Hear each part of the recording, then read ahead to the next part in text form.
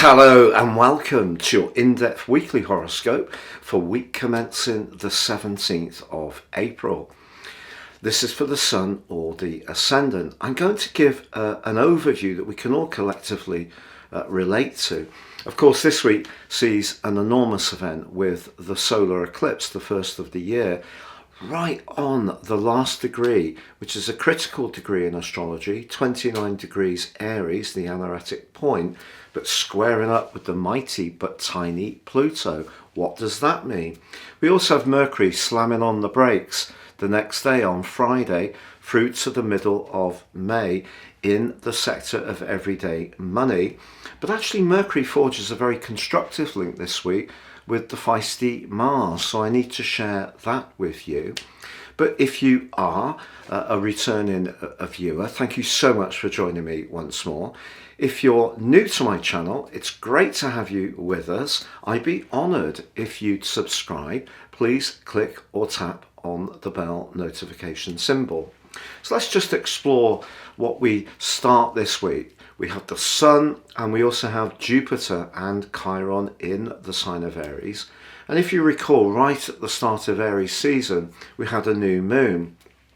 So what makes this week really notable is the second new moon in the sign of Aries in a month. So really rare. And Aries energy is about freshness. It's about initiation, drive. It's the start zodiac sign. And it's where we really get things going. It's that germination energy. But sometimes that means, a bit like the Fool card, we have to take a step into the unknown. But the other way that we can use Aries energy is to inject greater drive and fire, because of the fire nature of this sign, into ongoing plans. So it doesn't have to be a start plan. But because the Sun moves on Thursday, immediately after the eclipse, into the sign of Taurus, joining up with, of course, Mercury, the North Node and Uranus, I feel that whatever ideas we're germinating this week, they need to in some ways be ones that can then pretty immediately become more tangible. So it's not just about the thrust, it is about what we can actually manifest into something more tangible and lasting. Where does Pluto fit into this?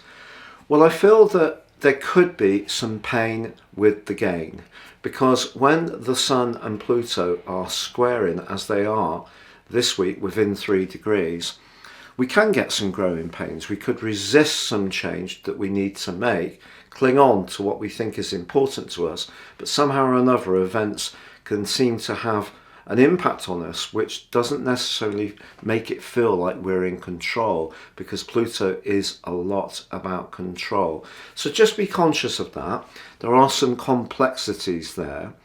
But if you would like to ascend above this zodiac broadcast and understand what more serious astrology can do for you personally, if you give me 3 pieces of your birth data of time, date and place of birth, or if you only have your date and place, I can produce for you either my natal life roadmap report, which will help you to get a much more intimate understanding of the patterns that have played out in your life, but also work with them more closely future forwards.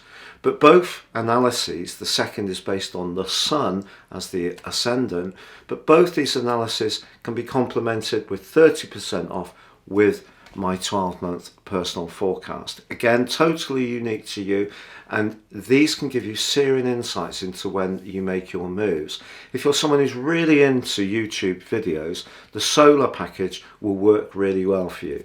If you have some sense of your ascendant and more serious astrology, stick to the standard package. But please see the link below for more. So Capricorn, your week commencing the 17th of April forecast is so exciting because of the relationship between Mars and Mercury in the early part of this week. Mars in house 7 is helping you to bolster your boundaries. Mercury in house 5 is very creative, playful.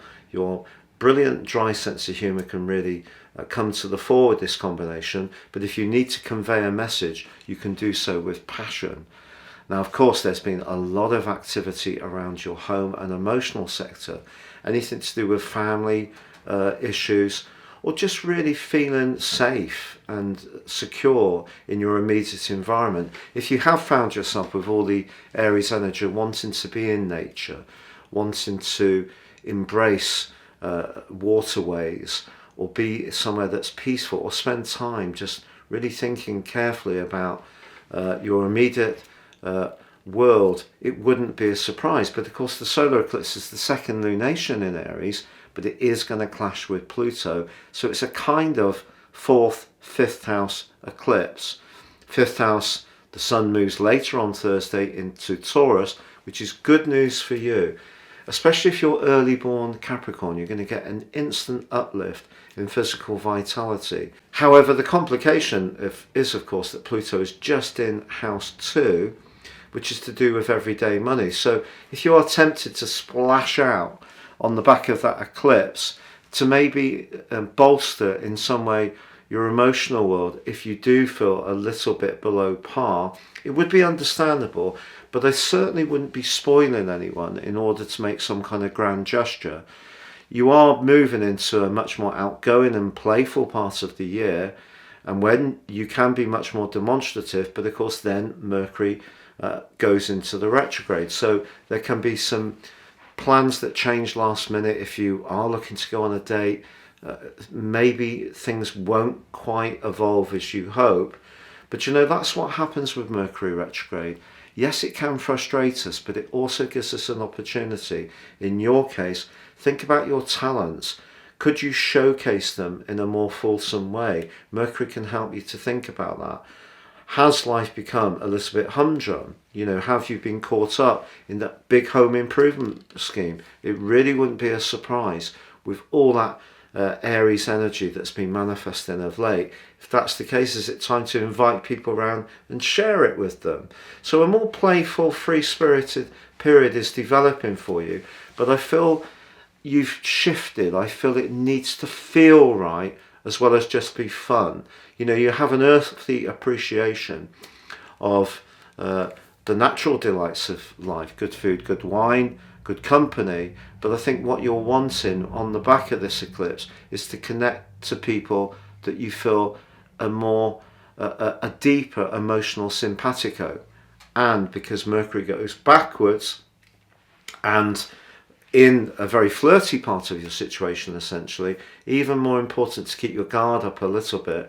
But I feel that by the time Mercury comes out of the retrograde mid-May, I think something that you have a talent or an interest in or a passion around can come through much more strongly in a more aligned way, but I think it needs to feel right for you too. Thank you so much for joining me. Please like, comment or subscribe.